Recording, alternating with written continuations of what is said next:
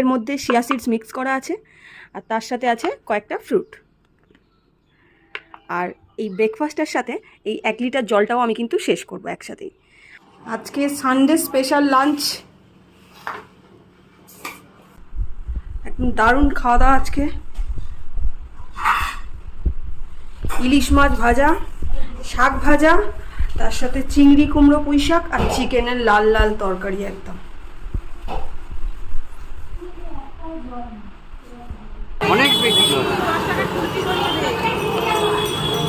এটা হচ্ছে সব থেকে বড় কূপ, এরপরে আরো ছোট কূপ আছে।